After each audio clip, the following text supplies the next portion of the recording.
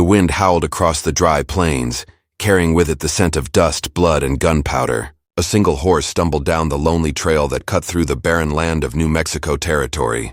On its back slumped a man, his hat torn, shirt soaked dark with blood, and breath shallow like the dying wind before a storm.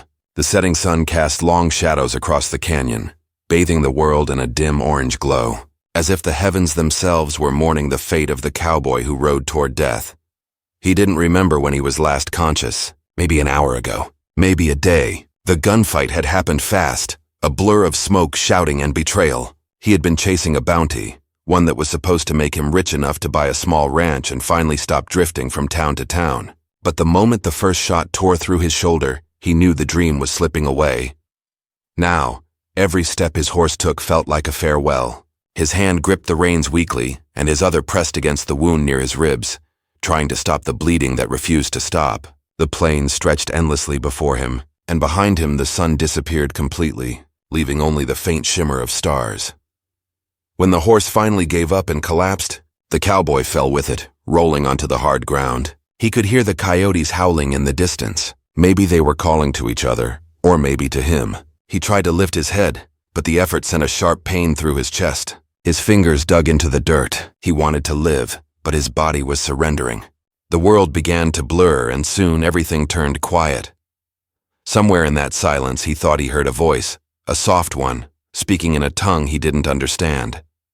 He opened his eyes weakly and saw the faint outline of a woman kneeling beside him. Her skin glowed faintly in the moonlight, her dark hair flowing like a river down her shoulders. She wore beads and feathers, and her eyes, deep and calm, looked at him not with fear but with something gentler.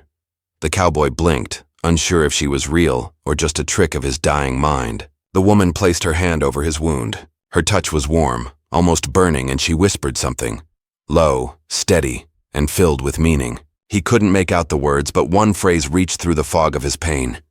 "Don't go." He wanted to laugh. His lips trembled as he whispered back, "Too late for that, miss." But the woman didn't move. Her voice grew stronger, more urgent now, repeating the words again. "Don't go." Her tone wasn't a command, it was a plea. Something about it reached the last corner of his fading soul. He tried to speak, but the words caught in his throat. The night spun around him, and then everything went black. When he woke again, it was morning. The first rays of light filtered through the canyon walls. His wound was bound with rough cloth, his chest wrapped tightly, and beside him, there was a small fire burning low. The woman was still there, crouched near the flames, grinding herbs into a paste. For a moment he thought she might vanish if he blinked. "You're awake," she said quietly in broken English, her accent thick but soft. "You were near death." The cowboy tried to sit up, but pain shot through his ribs. He groaned. "Feels like I still am." "You will live," she said. "If you listen." He looked around. The land was unfamiliar, a small hidden valley ringed by red cliffs. Her horse stood nearby, and his own was nowhere in sight. He could hear a stream trickling somewhere behind the rocks. Everything felt unreal. "Why'd you save me?" he asked, his voice rough. "You don't even know who I am." The woman didn't answer at first. She finished mixing her herbs and spread the paste on a piece of cloth. Then she leaned over and pressed it to his wound. He hissed at the sting, but her hand was steady. "Because the earth spoke," she said at last. "It told me a man would fall under the moon, and if I did not help him, the spirits would take him too soon." He blinked. "The earth spoke?" She didn't smile. "You think only your kind can speak to the wind?" Her eyes held a quiet fire, one that unsettled him. He'd met many women before, town girls, saloon singers, widows, but none like her. She wasn't afraid of him, though she knew he carried a gun. There was something in her stillness, something that made the air itself seem to listen. Hours passed as she cared for him. She brought him water from the stream and fed him broth made from roots and herbs. When he asked her name, she hesitated before answering. "Noya," she said simply. "It means the one who listens." He nodded slowly. Well, I guess that don't matter now." "Names matter," she said firmly. "They are what the spirits remember." He gave a faint smile. "Then just call me Cowboy. Everyone else does." She looked at him for a long time, then nodded once. "Cowboy," she repeated softly as if testing the word. By nightfall he could sit up without feeling dizzy. The firelight flickered on Noya's face as she spoke little, always listening to the sounds around them. The crickets, the wind through the canyon, even the silence between breaths. There was something ancient about her, something that made the cowboy feel like he'd stumbled into another world. But as the night deepened, so did his thoughts.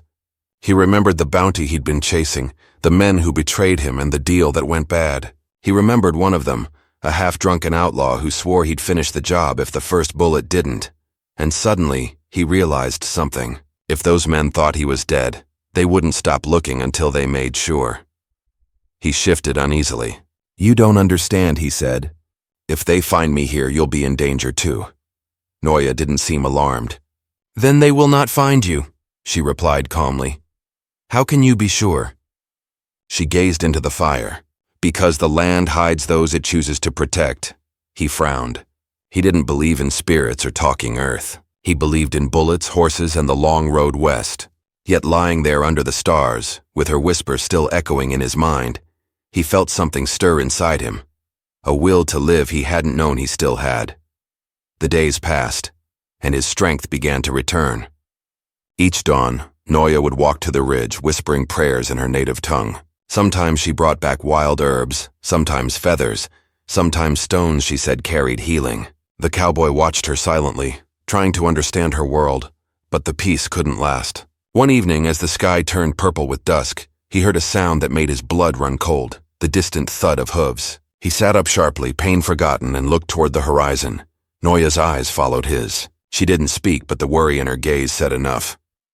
"They found me," he muttered.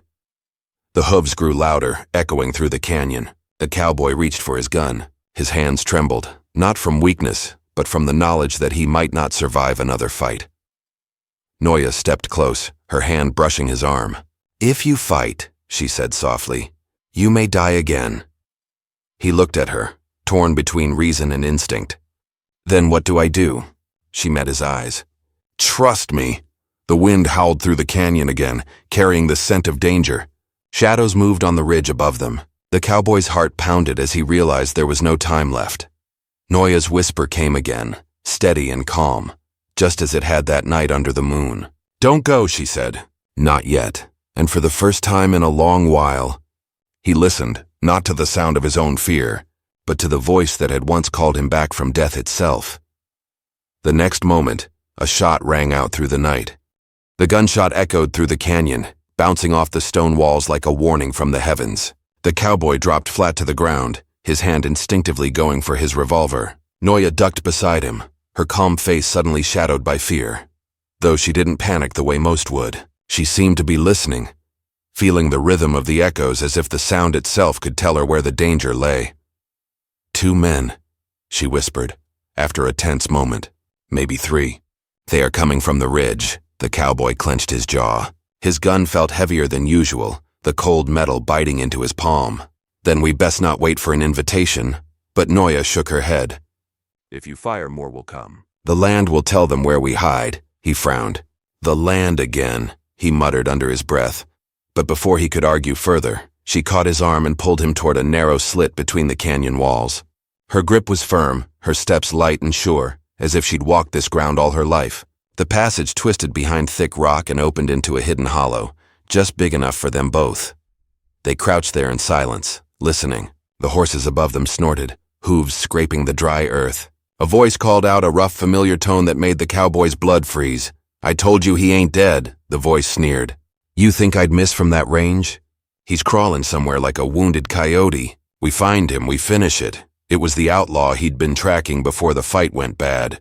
The same man who had shot him down under the burning sun. The cowboy's hand tightened around his gun. Rage burned in his chest like a fresh wound. He could almost picture the man's face, grinning in the dim light of a saloon, laughing about how easy it was to pull the trigger. Noya placed her hand gently over his. "No," she whispered. "Not now." He met her eyes and saw something there, wisdom mixed with sorrow. She wasn't afraid for herself. She was afraid for him. The men's voices faded as they rode farther down the canyon, still searching. The cowboy waited until the sound of hooves disappeared completely before stepping out from the shadows. He felt the sting in his ribs, the weight of exhaustion pressing down, but anger kept him upright. "They'll be back," he said quietly. "And next time, they'll bring more." "Then you must be gone before the sun returns," Noya replied. He looked around at the little hollow where she'd hidden him.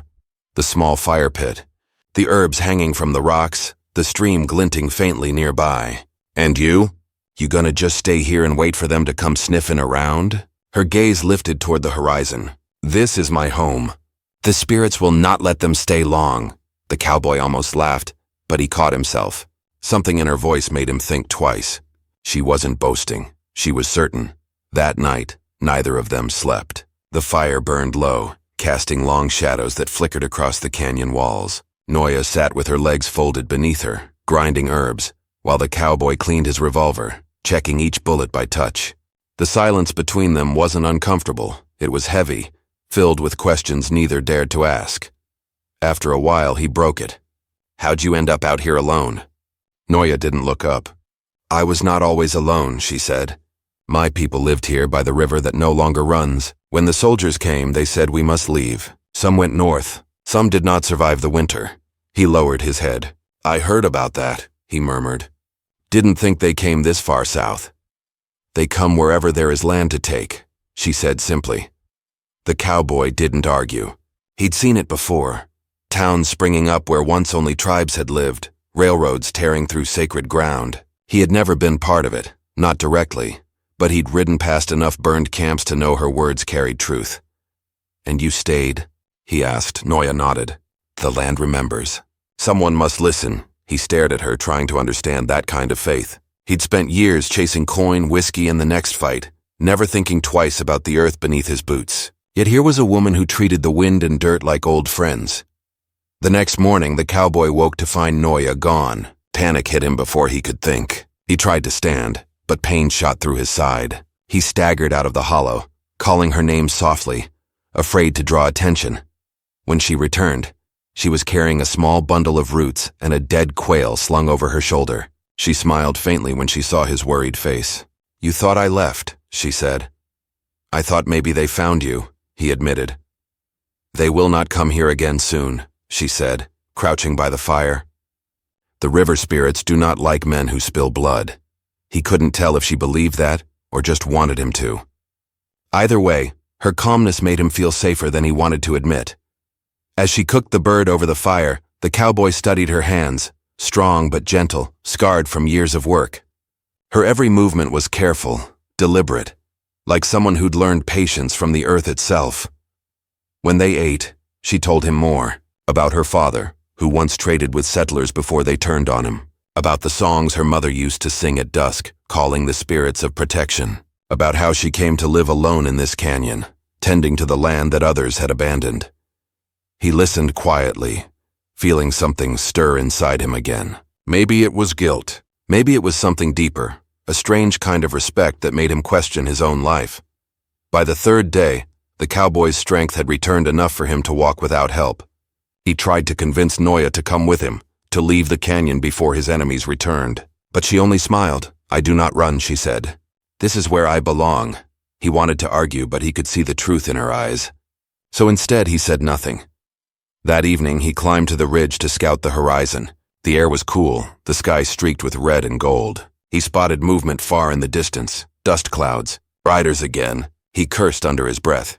When he came back down, Noya was already packing a small pouch with herbs. "You saw them," she said, not asking but knowing. He nodded. "They're still tracking me. Probably won't stop till I'm in the ground." "Then you must not let them find you." Her calm tone frustrated him. "You talk like it's easy. Those men, they know how to hunt. They'll burn this whole valley if they have to." She looked at him steadily. "They will come, but not for long." "What do you mean?" Noya picked up a handful of dried sage and threw it into the fire. Smoke rose thick and sweet. "The spirits guard this place," she said softly. "They do not allow death to stay here."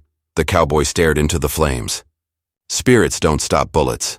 "Perhaps not," she said, "but they can turn a man's heart." Before he could ask what she meant, the wind shifted. Somewhere in the distance, a horse whinnied. The cowboy tensed. "They're closer than I thought," he muttered. "We need to move." Noya didn't move. She stood still, eyes closed, whispering words he didn't understand. The fire flickered strangely as if responding to her voice. The cowboy grabbed his saddlebag and gun, his heart pounding. "What are you doing?" She opened her eyes, calm as ever. "Calling for help." "Help? There's no one out here but you. But then he felt it. The sudden drop in temperature, the way the air seemed to thicken around them. The wind stopped and silence fell heavy as stone. Far off, the sound of hooves faltered. The men's voices turned uneasy. One shouted something, another cursed. Then a single scream cut through the canyon and was swallowed by the wind. The cowboy froze. Noya stared into the fire. They will not come again tonight. He didn't know what she'd done, and he wasn't sure he wanted to. But as he looked at her, her face calm in the firelight, her eyes distant, he realized there was something in this world he couldn't explain. Still, he knew this wasn't over. Those men weren't the kind to scare easy. They'd regroup. They'd come again. And when they did, there'd be no hiding left. He turned away from the fire, staring out into the darkness beyond the canyon. "If they come back," he said quietly, "I'll be ready this time." Noya didn't answer right away. Then softly she said, "And if you fall again, will you listen when I tell you not to go?" The question lingered between them, carried by the whispering wind. The cowboy said nothing. Somewhere out there, danger was still waiting, and yet for the first time in years he wasn't sure which scared him more, the men hunting him, or the woman who could speak to the spirits that hunted them all. The morning came cold and gray, with clouds hanging low over the canyon like heavy blankets. The air was still, but it carried a strange unease, the kind that made the cowboy's instincts stir before his mind even caught up. He'd spent too many years on the trail to ignore that feeling. Something was coming. He didn't know what, but it was close. Noya moved quietly around the camp, grinding herbs into a paste while humming a low, steady tune. The cowboy watched her for a long moment before speaking. "You didn't sleep last night, did you?" Her hands paused for only a moment. "The wind did not rest," she said softly. "When the wind speaks all night, something is wrong." He sighed, checking the cylinder of his revolver. "Then it ain't just me feeling it." He'd spent the last few hours replaying everything that had happened, the gunfight, the men tracking him, and Noya's strange calm when danger crept near. There was something about her that didn't fit the world he knew. She wasn't just surviving out here, she was part of the land itself. Every whisper of wind and rustle of grass seemed to follow her lead. But the cowboy had learned not to trust what couldn't be explained. Faith was for those who had time to believe. Out here, a man's faith was his gun and the strength to use it. He glanced toward the ridge again, scanning the far horizon. The tracks from the night before were still faintly visible in the soft dirt. 3 horses, maybe 4, heading south. But he knew men like that didn't give up easy. They'd circle back, maybe wait for dusk, maybe wait for him to make a mistake. "You could still leave," Noya said suddenly, as if reading his thoughts. "Before they come again," he gave a dry laugh. "And go where?" "There's no town for 2 days' ride, and my horse barely made it this far. I'm not running anymore." Her eyes met his, calm but firm. "You fight too much with ghosts," he frowned. "You think those men are ghosts?" She didn't answer right away. "Some men are," she said finally. "They walk in flesh, but their hearts are already dead." Her words stuck with him. Maybe because he wasn't sure she was wrong. As the day dragged on, they worked in silence. The cowboy helped gather wood, though his wound still ached with every movement. Noya showed him which plants were safe to eat, how to find water hidden beneath dry rock. He found himself learning things he never thought he'd care about. It was strange. He'd come close to dying here, yet somehow this place felt more alive than anywhere he'd been. That night, they sat by the fire again. The air felt heavier now, the silence thicker. Even the crickets had gone quiet. "Tell me something," he said, breaking the stillness. "That night, when I was half dead, you said you heard the earth speak. You really believe that?" Noya looked into the flames, her expression unreadable. "I do not believe, I listen. There is a difference. What did it say?" She hesitated as though weighing how much to tell him. "It said a man would come, broken, lost, and he would bring both life and danger. The land cannot tell which he will choose." He felt the words settle deep in his chest. "Sounds like a curse." "Or a choice," she replied. He didn't have an answer for that. The fire crackled softly between them. Somewhere in the distance a wolf howled, its lonely cry echoing across the cliffs. The cowboy felt something shift inside him, something he hadn't felt in years. Guilt, maybe, or the faint ache of wanting to belong somewhere again. But before the quiet could settle too deep, a sound tore through the stillness, one sharp crack of a twig. Both froze. Noya rose silently, eyes narrowing toward the darkness beyond the firelight. The cowboy grabbed his gun, his pulse quickening. From the shadows came movement. Slow, deliberate. Then a figure stepped into the dim light, hands raised. It was a boy, maybe 16, thin and dirty, his face pale with fear. He wore torn clothes and carried no weapon. "Don't shoot," the boy shouted. "Please, I ain't one of them." The cowboy didn't lower his gun. "Who are you?" The boy swallowed hard. "Name's Eli. I was with the men you're running from." "They ain't right, mister. They ain't gonna stop till you're dead." Noya stepped closer, her voice low. "How did you find us?" "I followed their trail," Eli said. "Then I followed yours when they turned back. I heard one say they'd bring more men come sunrise." The cowboy's jaw tightened. "How many?" "5, maybe 6. They're riding with a wagon. Got rifles. Said they'd burn this place down if they had to." Silence fell again, heavy and sharp. Noya looked at the boy carefully. "Why do you warn us?" Eli's voice cracked. "Because they ain't just after him. They said they'd kill anyone helping him too. I didn't sign up for that. I just wanted money." The cowboy studied the kid's face. He saw fear there, but not lies. "You're lucky you came when you did," he said finally. "But you should go back before it's too late." The boy shook his head. "They'd kill me if I tried. Please. Let me stay till morning." Noya nodded slowly. "He may stay." The cowboy hesitated, then holstered his gun. "All right. But you pull anything funny, kid, and I won't miss." That night, none of them slept much. The fire burned low, casting their shadows long against the canyon walls. The cowboy could hear Eli breathing unevenly, the boy's nerves raw. Noya sat awake the whole time, her eyes fixed on the flames, as if she could see something inside them that he couldn't. When dawn broke, the boy was the first to speak. "They'll be here by noon," he said. "I heard 'em say they'd follow the river trail. There's no way out from that direction." The cowboy stood, his muscles aching but his mind sharp. "Then we meet 'em head on." Noya turned toward him, her calm cracking for the first time. "You will not survive if you fight." He looked at her steadily. "Then I'll die trying." The boy's eyes widened. "You can't fight 6 armed men alone." "I've done worse," the cowboy said simply, but Noya stepped closer, her tone firm. "You saved your life once already. Do not throw it away." Her words hit harder than he expected. He turned away, jaw clenched. "If I run, they'll find this place. Burn it, kill you both." "I can't let that happen." Noya's voice softened. "You cannot stop fire with fire. You must become what it cannot touch." He didn't understand what she meant, but her conviction shook him. Before he could reply, the sound of hooves echoed faintly through the canyon. They were closer than expected. Eli's face went pale. "They found us." The cowboy grabbed his gun, eyes scanning the ridges. He could see dust clouds rising, the shimmer of sunlight on metal. There was no time left. Noya turned to him, her expression steady but sorrowful. "If you go out there, you will not return." He looked at her, the weight of her words pressing on him. "Then tell me what to do." She hesitated, then handed him a small pouch filled with the herbs she always carried. "Throw this into the fire when I say. No matter what happens, do not look away." The boy looked terrified, glancing between them. "What's she gonna do?" The cowboy didn't answer. He didn't know. The riders appeared at the edge of the canyon, a small group of dark figures against the rising sun. The leader raised his rifle, shouting something that carried across the wind. Noya stepped forward, her face unreadable. The cowboy could feel the air around them shift, thick with tension. "Now," she whispered. He tossed the pouch into the fire. The flames roared up instantly, changing color. Blue, then green, then white. A rush of wind tore through the canyon, fierce and cold.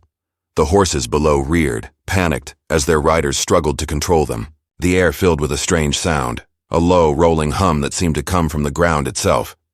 Eli screamed, covering his ears. The cowboy stumbled back, his vision blurring. He could see shadows moving in the light, shapes that weren't human, swirling like smoke. Then, just as quickly, it stopped. The fire burned low again and the world fell silent. The riders were gone. The canyon was empty. The cowboy stared, chest heaving. What did you do?" Noya's voice was quiet, almost a whisper. "The land remembers its own."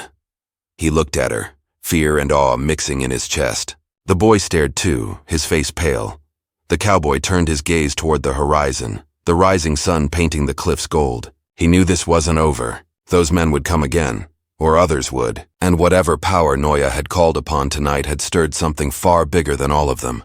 But for now, there was only silence. And the haunting question that wouldn't leave his mind: had he been saved by her, or had he just stepped into a battle no bullet could ever win?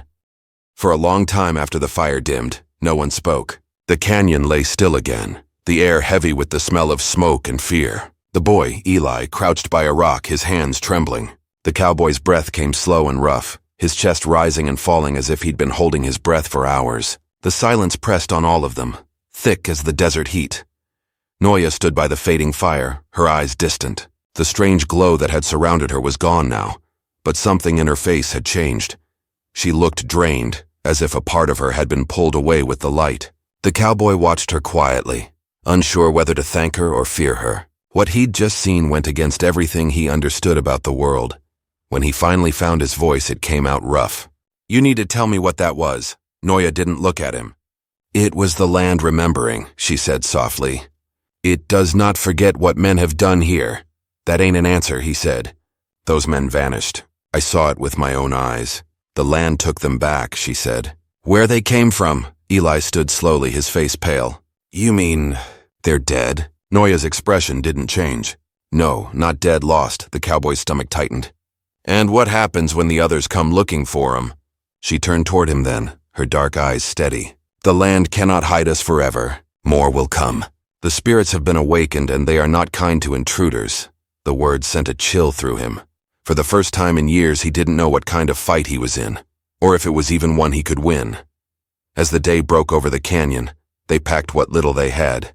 The boy helped gather supplies, though his hand still shook every time he looked at the fire pit. The cowboy moved with quiet purpose, checking his revolver, counting bullets, making sure the horses were ready. He told himself he wasn't afraid, but the truth was gnawing at him. Whatever Noya had done had drawn attention from things no gun could stop. By noon, the heat was brutal. The cowboy walked along the ridge, scanning the horizon with narrowed eyes. There were no riders, no dust trails, nothing but endless land stretching out in every direction. But his gut told him the peace wouldn't last. When he returned to camp, he found Eli sitting alone, staring into the dirt. "You're thinking of running," the cowboy said quietly. The boy jumped, then looked away. "I don't belong here. I just wanted money, not all this." "Running won't help you," the cowboy said. "They'll find you before the next town." Eli's voice broke. "I can't stay either. She scares me. You saw what she did." The cowboy looked toward Noya, who was standing near the stream, her reflection rippling in the water. She didn't move like a threat, but there was no denying that the earth itself seemed to listen when she spoke. "She saved your life," he said. Eli shook his head. "Maybe, but I don't think she did it for me." The cowboy didn't answer. Deep down, he wondered the same thing. That night, a storm rolled over the plains. Lightning split the sky in jagged streaks, and thunder cracked so loud it made the canyon walls shake. The rain came hard, filling the air with the scent of wet dust. They took shelter beneath a rocky overhang. The fire hissed and sputtered as Noya kept it alive with dried sage, her eyes reflecting the lightning flashes outside. Eli huddled near the back of the shelter, whispering prayers under his breath. The cowboy sat near the edge, watching the rain pour down in sheets. Every flash of light seemed to carve strange shapes into the rocks, faces almost, or shadows that looked too real. "This storm," he muttered. "You think it's natural?" Noya's voice was barely audible over the rain. "Nothing is natural once men disturb what they do not understand." The cowboy gave a humorless laugh. "You talk like this is all our fault." She turned to him, her expression calm but sharp. "Is it not? The ground bleeds because of men like those you chased. Because of men like you." He stared at her. "You don't know me." "I know the look in your eyes," she said. "The land knows it too. You have taken and never once asked what you leave behind." Her words hit harder than any bullet. He wanted to argue, but the truth of it silenced him. He wasn't a good man. He'd killed for money, for revenge, for survival. Maybe this was what it all came to, being trapped in a place where the land itself was keeping score. The storm raged for hours before it finally eased. When the thunder faded, the silence that followed was worse. The air felt too still. Then came the sound, faint, distant, but unmistakable. Hooves. The cowboy tensed immediately. "They're back," he said. Eli's face went white. "How? You said the land took them." Noya's voice was quiet. "Not all men can be lost. Some are too stubborn to vanish." The cowboy stood, pulling his revolver. "Then we'd better be ready." He climbed the ridge again, the wet ground slick beneath his boots. The rain had washed away most tracks, but he could see them now. 4 riders moving along the edge of the canyon, their lanterns flickering like ghosts in the mist. He crouched low, watching as they dismounted and began spreading out. These weren't just bounty men anymore. They moved with purpose, searching as if they knew exactly where he was hiding. When he slid back down the slope, his pulse was hammering. "They're close," he said. "They'll be here before dawn." Eli's voice trembled. "What are we gonna do?" Noya's gaze stayed fixed on the dark canyon mouth. "We wait," the cowboy frowned. "Wait, that's your plan?" "The land will choose," she said simply. He shook his head. "I'm not trusting dirt and wind to keep me alive." But even as he spoke, a strange hum filled the air. The same low vibration he'd felt before, deep and steady, like the heartbeat of the earth. The horses outside began to whine nervously, hooves scraping the stone. Eli covered his ears, terrified. The cowboy looked around, his grip tightening on the gun. "What's happening now?" "The spirits are restless," Noya said. "They know blood is near." The boy looked at her, eyes wide. "You can stop it, can't you?" She shook her head slowly. It was never mine to stop, only to guide. Outside, the sound of men shouting echoed through the canyon. Torches flickered. The riders had reached the base of the ridge. The cowboy took a deep breath. "Then I'll handle this my way." He stepped out into the rain-soaked night before Noya could stop him. The wind lashed against his face, carrying the faint smell of smoke and gunpowder. He could see them now, dark figures moving between the rocks, rifles glinting. "Come on out, cowboy," one of them shouted. "You can't hide behind ghosts forever." The voice was familiar. The same outlaw who'd shot him weeks ago. The same man he'd sworn to kill. The cowboy's hand tightened around his gun. He could feel his heart pounding, every nerve alive with fear and fury. Behind him, Noya's voice called softly through the wind. "If you spill blood here, the land will remember." He didn't answer. He couldn't. Some things couldn't be talked away. The first gunshot cracked through the air, and the fight began. He dove behind a boulder as bullets struck sparks from the stone. The echo bounced around the canyon like thunder, drowning out everything else. He fired back, his shots quick and precise, hitting shadows that moved too fast to see clearly. Then, through the chaos, he heard Eli scream. He turned and saw the boy stumbling from the shelter, terrified, waving his arms. "Stop, please!" Before the cowboy could move, a shot rang out. Eli crumpled, his body hitting the ground with a dull thud. For a moment, everything stopped. The cowboy's vision blurred, rage boiling up in his chest. He stepped into the open, firing without thought, shouting over the roar of gunfire. But the men kept coming. No matter how many times he shot, their shapes seemed to melt into the mist, reappearing again like ghosts. It was as if the land itself was playing tricks on his mind. Then Noya stepped into the open too. Her hands rose toward the sky, her voice cutting through the chaos. It wasn't English, it was older, raw, carried by the wind. The ground trembled. The torches flickered wildly. The riders froze mid-step, their faces twisted in fear. The cowboy turned toward her, shouting over the noise. "What are you doing?" Her eyes glowed faintly in the lightning. "Ending what should never have begun." The wind screamed through the canyon, fierce and alive. The earth itself seemed to move beneath their feet, and as the outlaws shouted and the cowboy tried to reach her, a flash of white light tore through the storm, swallowing everything in sight. Then, silence, the kind of silence that comes before everything changes. When the light faded, the world lay in silence. The storm had vanished, the rain had stopped, and the canyon was still, eerily still. Smoke curled softly from the charred wood of the dying fire, and for a long moment the cowboy didn't move. His head throbbed, his body ached, and his ears still rang from the roar that had torn through the sky. He forced himself upright, blinking hard until the shapes around him began to take form again. The riders were gone. No bodies, no tracks, no trace that they had ever been there at all. Only the damp ground and the faint smell of burned sage remained. He looked around, calling out hoarsely, "Noya, Eli?" His voice cracked on the second name. A soft wind passed through the canyon, carrying with it a whisper that might have been his own imagination, or something else entirely. Then from the edge of the clearing, a figure moved. It was Noya, walking slowly toward him, her hair damp and tangled, her face pale. She stopped a few feet away, her expression unreadable. "It's over," she said quietly. He stared at her. "What did you do?" Her gaze drifted toward the open sky. The land took back what belonged to it. The cowboy's jaw tightened. And the boy? For a moment she didn't answer. Then she turned her head toward the rocks near the stream. The cowboy followed her eyes and saw him. Eli lay on the ground still as stone. The rain had washed away the blood, leaving only the faint outline of where he had fallen. The cowboy knelt beside him, his chest heavy. The boy looked peaceful, like he'd simply fallen asleep. He touched the side of his face with rough, shaking hands. "He was just a kid," he said softly. Noya knelt too, setting her hand gently on Eli's chest. "His spirit will not wander," she whispered. "He was brave when others would have run." The cowboy swallowed hard, the grief twisting deep inside him. He'd seen death before, too much of it, but this was different. The boy had trusted him, followed him, and now he was gone. He rose to his feet and turned away, his voice low. "I should have never brought him here. None of this should have happened." Noya looked up at him, her eyes calm but full of sadness. "You came because you were meant to. The land doesn't call without reason." He shook his head. "You talk like the ground thinks." "It remembers," she said. "And it forgives sometimes." They buried Eli near the stream, beneath a lone cottonwood tree whose roots clung to the edge of the canyon. The cowboy marked the spot with a small pile of stones and placed Eli's worn hat on top. The air was quiet as they stood there, the only sound the gentle trickle of water over the rocks.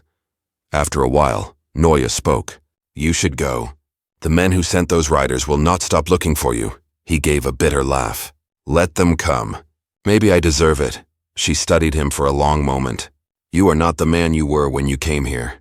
He looked at her, tired eyes meeting hers. "You sound sure of that." "The land changes those who listen," she said. He turned his gaze toward the horizon, where the first light of morning was breaking through the clouds. "What about you?" he asked. "What happens to you now?" "I stay," she said simply. "There is balance to keep. The old spirits have been stirred, and they must be calmed. My people are gone, but their songs still echo here." He nodded slowly. Part of him wanted to argue, to tell her she didn't owe this place anything. But deep down, he knew she belonged to it in a way he never could. They walked back to camp in silence. The ground was soft beneath their boots, and the smell of rain hung heavy in the air. The cowboy packed what little he had left, his rifle, his saddlebag, his coat. Every motion felt slow, heavy, final. As he saddled his horse, he looked back at her. "You sure you'll be all right out here alone?" Noya smiled faintly. "I was born of this land. I am never alone," he gave a small nod. "Guess I can't argue with that." Before mounting up, he hesitated, pulling something from his pocket. A small silver locket, dented and tarnished. He looked at it for a moment, then placed it gently on the stone pile marking Eli's grave. "For luck," he said quietly. Then he swung onto his horse. The leather creaked, the animal snorted softly, and he turned toward the open trail. Noya stood watching him, her figure small against the vast canyon walls. For a moment their eyes met, and though no words were spoken, something passed between them, an understanding that whatever had happened here would not be forgotten. He rode slowly at first, the horse's hooves splashing through puddles, the sound echoing through the stillness. When he reached the ridge, he looked back one last time. The canyon lay below, golden in the new light. Noya stood by the river, her shadow long and still. Then he turned away and rode on. The trail stretched far and empty ahead of him. The land looked the same as it always had. Dust, rock, endless sky. But it didn't feel the same. The silence wasn't just silence anymore. It was alive, like the earth itself was breathing. As he rode, his mind drifted to the people he'd lost, the ones he'd wronged, the things he'd done. He thought about Noya's words, "The land forgives sometimes," and wondered if that could ever be true for a man like him. By dusk, he reached the edge of a small settlement. Smoke rose from chimneys, the sound of distant laughter carried through the wind. He tied his horse outside the saloon and stepped inside, the floorboards creaking under his boots. The place was quiet, just a few locals nursing drinks, a piano sitting silent in the corner. The bartender looked up. "You look like you've been through hell," he said. The cowboy gave a tired smile. "Ain't far off." He ordered coffee instead of whiskey. The first sip was bitter, but it felt grounding. For the first time in weeks, he felt the faint weight of peace pressing at the edges of his mind. When he finished, he left a few coins on the counter and walked back outside. The sun was setting, painting the sky in deep oranges and purples. He stood there for a while, breathing in the cool air, feeling something inside him ease, somewhere out there. Beyond the hills and dust, Noya was keeping her promise, watching over the land, tending to what was left of it. Maybe she was right. Maybe the land did remember, and maybe in its own quiet way it forgave. He looked toward the horizon, where the last light touched the edge of the canyon he'd just left behind. "Rest easy, kid," he murmured, thinking of Eli. "You did all right." Then he mounted his horse again and rode west, the wind tugging at his coat, the faint hum of the earth beneath him. The stars began to appear, one by one, like old friends returning. And as he rode on, the night around him felt different, not empty, not haunted, but alive. He didn't know where he was headed, or what waited at the end of the road. But for the first time in a long while, he didn't need to. The land had spoken and he had listened. That was enough.